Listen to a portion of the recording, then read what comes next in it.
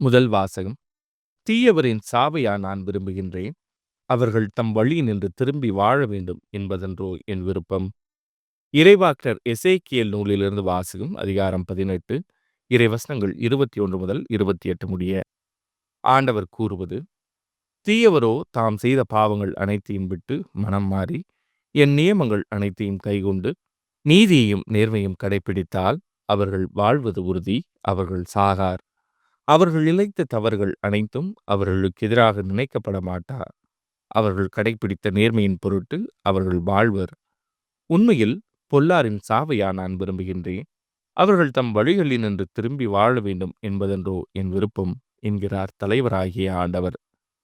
நேரியவர் தம் நேரிய நடத்தையினின்று விலகி தவறிழைத்து பொல்லாரைப் போல் வெறுக்கத்தக்கவற்றையெல்லாம் செய்தால் அவர்கள் வாழ்வாரோ?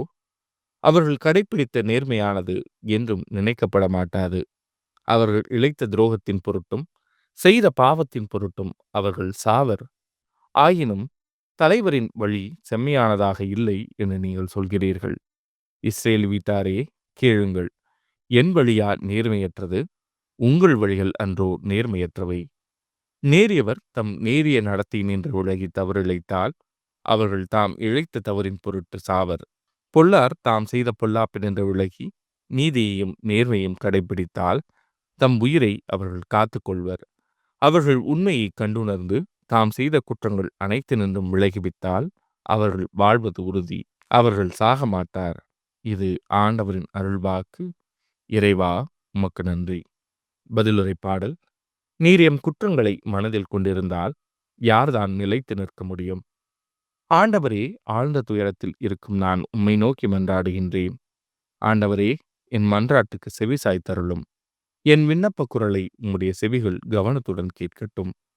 நீர் எம் குற்றங்களை மனதில் கொண்டிருந்தால் யார்தான் நிலைத்து நிற்க முடியும்?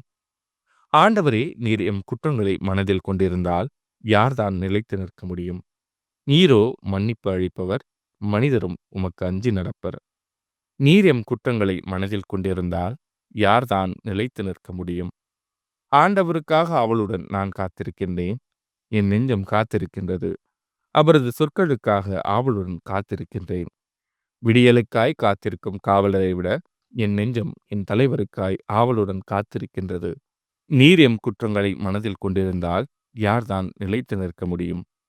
இஸ்ரேலே, ஆண்டவரையே நம்பியிரு. பேரன்பு ஆண்டவரிடமே உள்ளது. மிகுதியான மீட்பு அவரிடமே உண்டு. எல்லா தீவினைகளினின்றும் இஸ்ரேலரை மீட்பவர் அவரே. நீர் எம் குற்றங்களை மனதில் கொண்டிருந்தால் யார்தான் நிலைத்து நிற்க முடியும்? நற்செய்தி வாசகம். நீங்கள் போய் முதலில் உங்கள் சகோதரர் சகோதரியிடம் நல்லுறவை ஏற்படுத்திக் கொள்ளுங்கள். மத்தேயு எழுதிய தூய நற்செய்தியிலிருந்து வாசகம். அதிகாரம் 5, இறைவசனங்கள் 20 முதல் 26 முடிய. அக்காலத்தில் இயேசு தம் சீடரை நோக்கி கூறியது: மறைநூல் அறிஞர், பரிசேயர் ஆகியோரின் நெறியை விட உங்கள் நெறி சிறந்திருக்கட்டும். இல்லையெனில் நீங்கள் விண்ணரசுக்குள் புக முடியாது என உங்களுக்கு சொல்லுகிறேன். கொலை செய்யாதே, கொலை செய்கிறவர் எவரும் தண்டனை தீர்ப்புக்கு ஆளாவர் என்று முக்காலத்தவருக்கு கூறப்பட்டிருப்பதை கேள்விப்பட்டிருக்கிறீர்கள். ஆனால் நான் உங்களுக்கு சொல்கிறேன், தம் சகோதரர் சகோதரியிடம் சினம் கொள்கிறவர் தண்டனை தீர்ப்புக்கு ஆளாவார். தம் சகோதரரையோ சகோதரியோ முட்டாளே என்பவர் தலைமைச் சங்க தீர்ப்புக்கு ஆளாவார். அறிவழியே என்பவர் எரிநரகத்துக்கு ஆளாவார். ஆகையால் நீங்கள் உங்கள் காணிக்கையை பலிபீடத்தில் செலுத்த வரும்போது உங்கள் சகோதரர் சகோதரிகள் எவருக்கும் உங்கள் மேல் ஏதோ மனத்தாங்கள் உண்டென அங்கே நினைவுற்றால் அங்கேயே பலிபீடத்தின் முன் உங்கள் காணிக்கையை வைத்துவிட்டு போய் முதலில் அவரிடம் நல்லுறவு ஏற்படுத்தி கொள்ளுங்கள். பின்பு வந்து உங்கள் காணிக்கையை செலுத்துங்கள். உங்கள் எதிரி உங்களை நீதிமன்றத்துக்கு கூட்டிச் செல்லும்போது வழியிலேயே அவருடன் விரைவாக உடன்பாடு செய்து கொள்ளுங்கள். இல்லையேல் உங்கள் எதிரி நடுவரிடம் உங்களை ஒப்படைப்பார். நடுவர் காவலரிடம் ஒப்படைக்க நீங்கள் சிறையில் அடைக்கப்படுவீர்கள். கடைசி காசு வரை திருப்பி செலுத்தாமல் அங்கிருந்து வெளியேற மாட்டீர்கள் என உறுதியாக உங்களுக்கு சொல்கிறேன். இது ஆண்டவரின் அருள்வாக்கு. கிறிஸ்துவே, உமக்கு புகழ்.